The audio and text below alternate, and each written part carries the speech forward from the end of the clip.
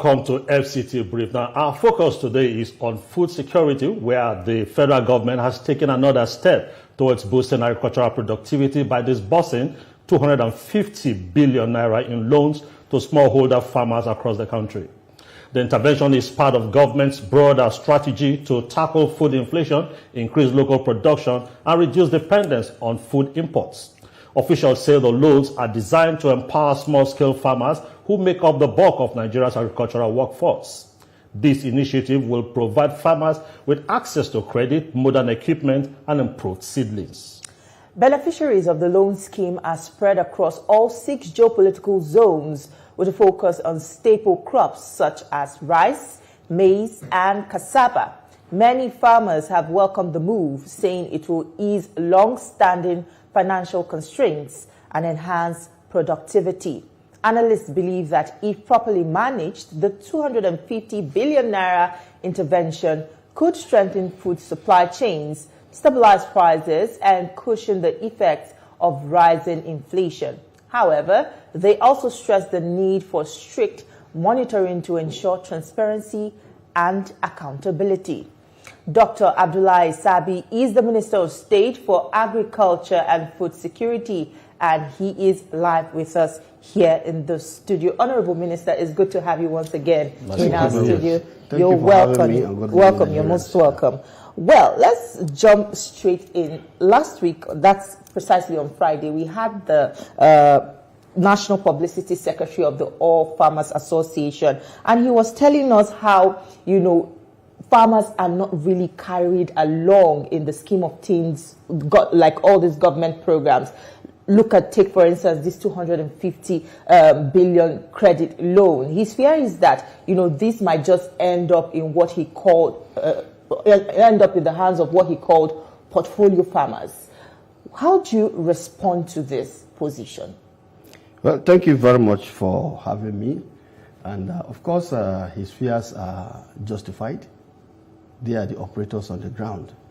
And of course, we are 2 years in government. And since President Tinubu took over, he has not shown doubt about what he wants to do for Nigeria in terms of food security. And the vision is for food sovereignty, actually, where we are able to produce what we eat and eat what we produce. Because Nigeria is a blessed country, we have the arable land, and we have the hardworking farmers and indeed hardworking Nigerians. So what we're trying to do is to see that, yes, these potentials are there, but Nigerians will not eat potential. So we need to bring out programs and policies that will ensure that food is provided and is available all year round. Now, it's a bouquet of policy actions that we are having. And the aspect of the 250 billion is just one aspect of it.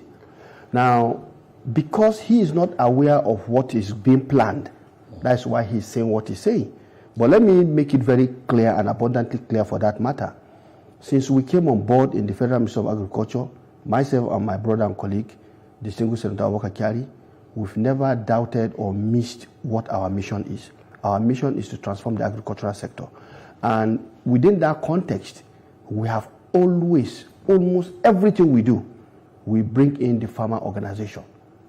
In fact, we have done a robust stakeholder analysis to let us see who are the critical players in the sector. Because if you don't know what the stakeholders, are and who they are and what they do, then you might as well fall into what you are saying. Now, for this particular loan that is being talked about, what is happening right now is the mode, criteria, and the methodology and process of how this will get to the beneficiaries. Okay. That is what is being worked out. Okay. And I want to assure you that definitely the farmers group, because they are in different groups, they have their umbrella body.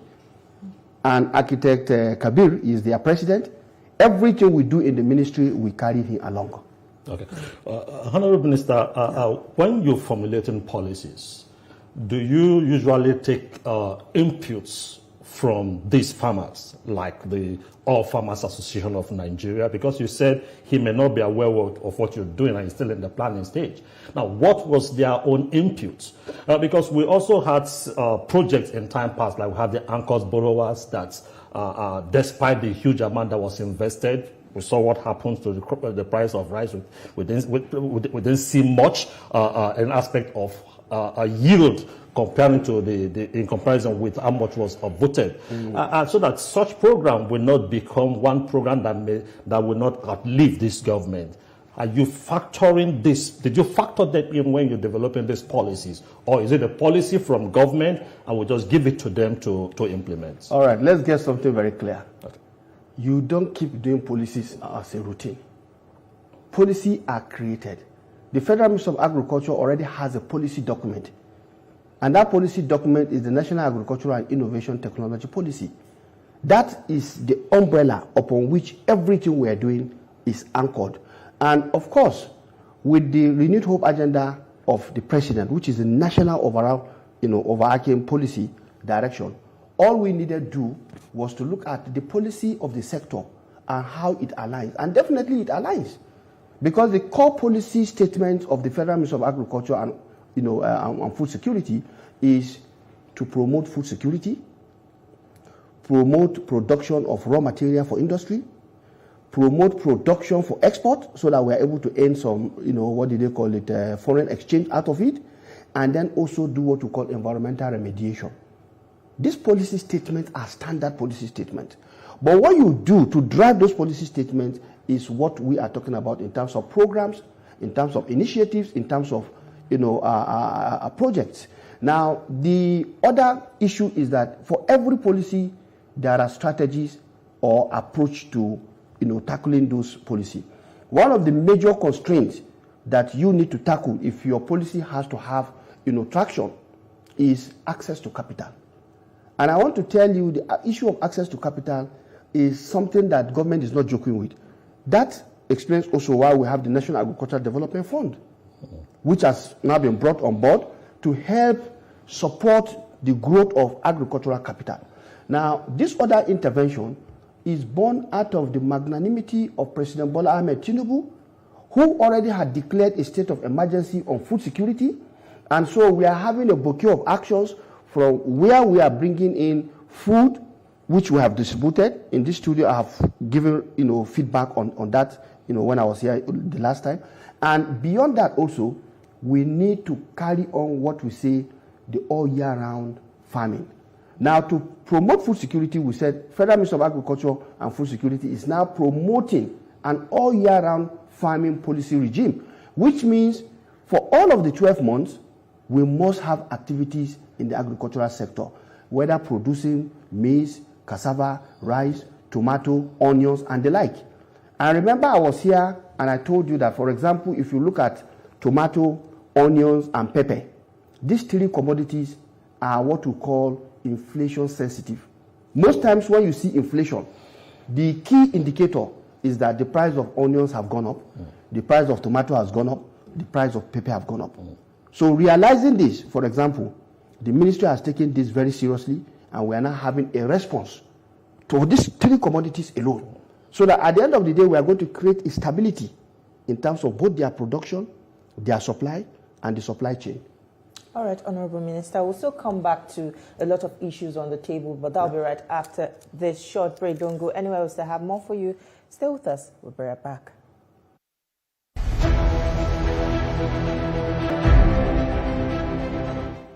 Thank you for staying with FCT Brief. Now, I believe you're well sat with your cup of coffee. We will now continue our conversation with the Honorable Minister of State for Agriculture, and he has been telling us on the implementation strategy of the 250 billion naira loan for smallholder farmers. Now, Honorable Minister, there are fears that even when these loans are approved, there is delay in disbursement, and this will translate to farmers losing out on planting season because these funds are not immediately accessible. How would you assure these farmers that this time it will be different? Well, we're talking about an all year round farming. And so within this context, every time we take action, there will be beneficiaries. Okay. And remember, agriculture also requires that you plan. And if you have to plan, then you must do the process. In most instances, it is the lack of planning that has always created problems for us. And we know agriculture is a time-bound and sensitive, endeavor. And so within that context, we are also looking at how we are going to avoid some of the things you have said. So it's a balancing thing, in the sense that if you just decide because announcement has been made about a 250 billion, all right, fine, everybody come and make application. Mm-hmm. If you say that, you will get everybody. Mm-hmm. And you will get emergency farmers. You will get the portfolio farmers they're talking about. Mm-hmm. Remember at the beginning, we said clearly that we are out to crowd out fake farmers, portfolio farmers. Mm-hmm. I've said it times without number. My brother and colleague have said it times without number. So our intention is very clear. We want to get down to the root of making sure that if we are dealing with 1 million farmers, we know these are farmers that we know their farm locations, and we have the figure and the number. Now, let me tell you one of the things we are doing also. Because you see, you can't keep doing the same thing over and over again and expecting a different result. We've seen so much. You've talked about the anchor borrowers. When the anchor borrowers was planned, I will tell you, the Federal Ministry of Agriculture and Food Security, then, that was Federal Ministry of Agriculture and Rural Development as it then was not carried along. That's why it was anchored by the CBN itself. They are supposed to have empowered the ministry whose mandate is this subject matter. But that was not what happened. At the end of the day, all kinds of things came on board. Now, what are the lessons to be drawn here? The lessons to be drawn here is simply to say that we should not take that path again, because we've seen what happened. Now, if we are to take the right path, then what are we supposed to do? We need to ask the question, who are our farmers? Where are the farms? These questions, we are having programs now. Right now, a lot of work is going on to answer and provide solution on this. Because with technology today, we know it's very easy for you to know who the farmers are in terms of so many indicators or unique identifiers for them. But beyond that also, there are people who are farmers, they don't have farm. They either lease the farm or rent the farm.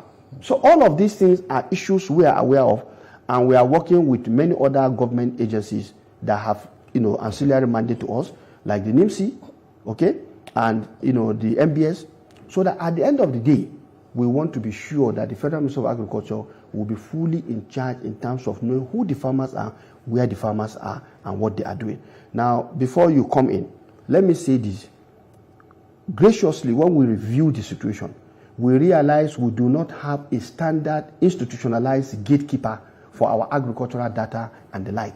So for that reason, the federal government has now decided, we in particular have decided, because the two of us, when we came on board, we said we must reform the institutions. So we have now established the Federal Department of Agricultural Data and Analytics. This is to enable us know exactly what is happening in terms of what has happened yesterday. Because even if you have data and you are not able to gain insight into why the data is saying what it's saying to you, how do you grow? Okay. So there's quite a lot of things we are doing as a ministry to ensure that the mistake of the past is not repeated on us. Okay. Honourable Minister, the kind of agri-revolution this government is talking about will require the participation of all the tiers of governments. Yeah. And also, like we all know that the lands actually are domiciled in the various states. In the local government, actually. And laudable program by the federal government. Now, are the states working in tandem with the federal government about the actualization of this project? And if the states are on one side, we also have the regional development commissions. Is the ministry also leveraging on these so that we can rebut or improve on the days when we had cocoa in the west, we had groundnuts in the north, we had oil palm in the east, so that we become specialized in something? Yeah, we can do so many things, but we can be so proud that in the various regions, these are the major things we can boast of that we are internationally competent in doing. Well, that is well said. And let me say to you that President Tinubu has made things very clear and easy for all of us, in the sense that he has directed us to look at what we call the whole of government approach. Remember, we have the coordinating minister of the economy. We have the coordinating minister of social, welfare. Now, all of this approach is to enable us have a bird's eye view into what everybody is doing, so that synergy, complementarity are created. But that is not enough. So he has also approved what we call the Presidential Food System Coordinating Unit under the Office of the Vice President. Now here, the state governments, private sector, farmers group, and the ministry are all aligned in terms of looking at issues that will require cross-cutting decisions. And we are already looking through this platform at so many of the things. In fact, this 250 billion is going to be supported by this particular platform in terms of who should benefit and what are the key methodologies and approaches that should be taken. That is number one. Number two, remember also that the Constitution has provided a framework, the National Economic Council.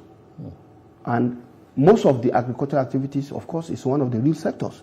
So some of the issues that are also to be taken through the states, we make this presentation at the National Economic Council. So at the end of the day, we get the buy-in. And the presidential food system, for example, the national president of Algon is a member. This is to enable us get down to the local government layer. Now, at the level of the ministry, remember we have state directorates and we also have zonal directorate. So we are now currently rejigging the workings of these directorates to ensure that in each state, for example, we are going to have a federal officer who will be responsible for activities within a particular local government in partnership with the local government director of agriculture, the state officer who is there, so that the three of them are creating a bond in terms of traction that we will need for project implementation. If there are issues, feedback will come back, and that way we'll be able to address these issues. So we know from federal down, we must create a pathway. And these are the things we are doing. These are administrative arrangements, but we believe it will help to create the necessary traction and give us feedback also in terms of what is happening well or what is not happening well. Overall, what I want to say is that we are aware that food security activities is not a one-off thing. You don't say because you have bumper harvest this year, you go to sleep. No, you must sustain. And to sustain this also, that's why just recently, based on all the items that we have in the ministry, we have decided to x-ray cooperative societies, farm agricultural cooperative societies, farmer groups, women groups, disabled, and we have now done that across all the 36 states and the FCT. Right. We've gotten that data. So within that context now, we have flagged off the disbursement of agricultural inputs, equipment that are designed for smallholder fooding. That was what we did on Friday in Mina. Well, Honorable Minister, let's get practical. If you want to buy a plate of food, for instance, in the city of Abuja, I believe the cheapest you can get is not even below 2,000 naira. For instance, even if you want to cook a pot of soup in your house, you can't even cook a pot of soup with as low as 2,000 naira. So how do you reconcile this when government says food prices are crashing, and yet the citizens cannot even access, food for as low as 1,000 naira or 2,000 naira? How do you now want them to believe government? Well, let me tell you this. When it comes to food security, we need to understand the key elements of what is food security. You are talking about food being available. And that's where production comes in. And we have told you efforts we are making to ramp up food production. Because when food is available, then other things take place. Now, the second thing is that it should be accessible. Accessibility is a matter of logistics. There is high area of production, and then there is high area of consumption. You need to bridge the supply in terms of where it is in abundance and bring it to where it is needed. This is where the logistics come in. And that is one of the key challenges that we know we have seen and we have tabled. I will come back to that. Then the other aspect is affordability. Affordability is a function of so many things. First, the production cost. If the farmer produces at X price, you cannot expect him to go below that in selling, because he also wants to make some gains. He's also a citizen, he's a human being, he has families, he has needs. Now, beyond that, you are also talking about being in the right nutritional content, which means we cannot concentrate only in producing one type of food. We have to provide a bouquet so that people's preference in terms of food can be sorted out. All these ones are not the issue.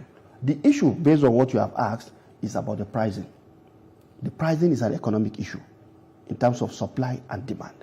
Now, a situation where we have seen, based on studies conducted between us and other agencies, we've seen if food is taken, for example, from Kano and is to be taken to Lagos, Ibadan, Port Harcourt, or the like, how much is the cost of transporting this food?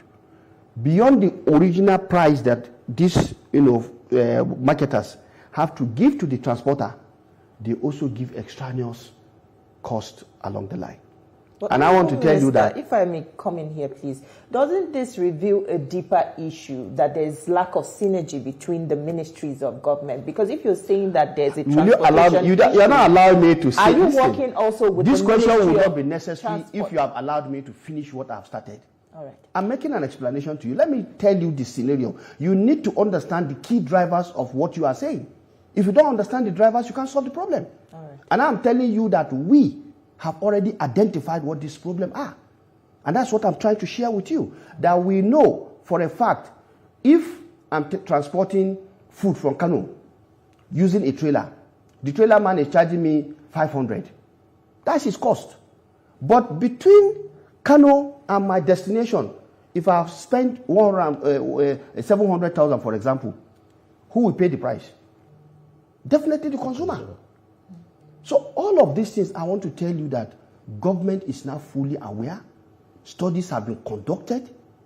Joint actions and operations have been taken undercover to see these things for ourselves.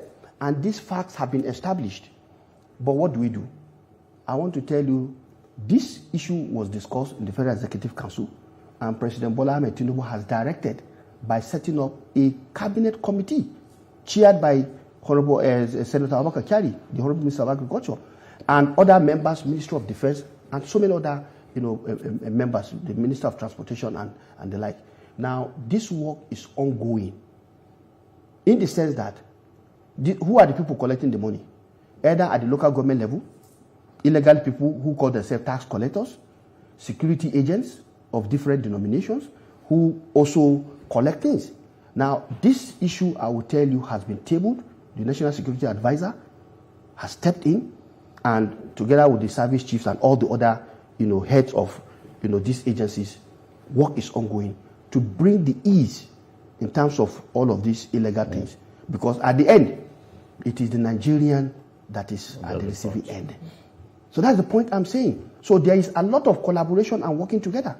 In fact, if anything, I'm aware fully that for the first time, because we know no one can do it alone, we must meet what we call the necessary and sufficient condition for actions to be delivered. So we have recognized that, and we are working with everybody. For the states, apart from things we are doing directly when we take actions, they approach us with issues, we discuss them, and there is no action we are taking in the Federal Ministry of Agriculture in a particular state that the state government is not carried along. Okay. So I want to assure you and assure Nigerians that we know that these problems exist. We are no longer going to sweep them under the carpet, and we are not going to throw it under the bus. We just have to face them head on. All right. And that's what we are doing. Honorable Minister, Nigerians will be waiting to see how a resolute government will be to deal with this particular issue you just talked about. But how about the roles of extension workers? Because you need the right information, and you need people that will be able to go down to the rural areas to give the right type of information to the people. We seem not to be that acute so much with our institutions churning out extension workers that are provided the right information to farmers. So what's the ministry? All right, here again, the issue of state, local government, and the federal comes in. Now, what we've realized is that before now, when government at the state level are doing retrenchment in those days, they take away the extension agents. The extension agent is a knowledge worker. And agriculture is a knowledge field. Sure. Let's not deceive ourselves. The difference between a successful farmer and a farmer who is not successful is knowledge. And the application of that knowledge based on the skills and competency of the farmer. We are aware of this, and right now we are building an electronic extension platform. We flagged it off, and a lot of work is already undergoing. Right now we are undergoing a lot of work trying to get the kind of good agronomic practices that farmers will need. When we take maize, for example, for the 6 agroecologists, what they need may be different. All of those things are being worked on. So that at the end of the day, we are dealing with a generation of technology now. Artificial intelligence is there to help you do a lot of work. And we are leveraging on all of these things. So that at the end of the day, when this knowledge is generated, farmers, whether in Hausa, Yoruba, Igbo, will also be able to access this information, because we know the bulk of our farmers are not that literate. So we are quite working on it. And these things, they are not things that they are like voodoo. No, they are things that you have to put in the work. Exactly. And I want to assure you that we are putting in the work, because we know the current ratio of farmers to extension is 1 to 25,000. That is unacceptable. There's no way one person can service 25,000 people. Well, Honorable Minister, so we need to use technology to very leverage quickly because of our time. The federal government seeks to revitalize the seed sector and expand strategic grain reserves with the broader goal of strengthening the country's food system. But what's government's position on this very controversial matter of introduction of GMO seeds into the system? Well, you see, those who want to court controversy will continue to court controversy. It's difficult for you to wake a man who pretends to be sleeping. You can't wake him up. I'm a scientist. And as far as I know, when you say GMO, if all of us are aware of what the meaning of GMO is, I think we'll talk less. Because we say genetically modified. When you do breeding, you are genetically modifying. But GMO is a continuum. There is a continuum on it. From the lowest, burkutu, is GMO. Burkutu. Because you are modifying something to get something. But that is the lowest of this technology. The highest is the one people are afraid of. What we call the genetic use restriction technologies, GURTs. These ones are the ones you take a technology, a genetic code from another organ, take it into another, and then you are holding on to something that will activate it, otherwise it cannot be used. Now, in seed production, we are talking about either OPVs, the open pollinated varieties, or you are talking about hybrid seeds, or you are talking about the genetically modified seeds. Now, let me tell you, we're in Brazil, and President Bola Ahmed Tinubu has been trying for us to learn what is happening. When we went on a study tour, the bulk of soybeans and most of the grains Brazil is producing, which is being transported all over the world, they are genetically modified, seeds. But what is the issue here is that, yes, we are aware there are those technologies that if you are going to allow them to come into your country, you will be dependent on those seeds. All right, and this country is not allowing that because we have the National Biosafety Committee and they have a protocol if you want to come in with any seed. The tailor maize we released the other time, I will tell you, I have farmed it, this is the 3rd year now. I've reused the seed last year. We planted. What we planted again, I've reused it this year. Honorable Minister, we have run out of time, unfortunately. But I wish I could still listen to you more because this is a very So I want to say this to Nigerians. I want to say this to Nigerians that Nigerians should be rest assured the federal government is not going to mortgage anybody on the basis of that. Beautiful place to live in. Thank you so much, Honorable Minister. It's a pleasure speaking with you. Thank you. Well, that's how we'll leave our conversation this morning. We're glad that you could be a part of it. We'll now hand you over to Lagos, where Ria Abdul and the rest of the team are standing by to continue with the rest of the show. All right. Thank you so much, Abuja. Great conversations there. Thank you.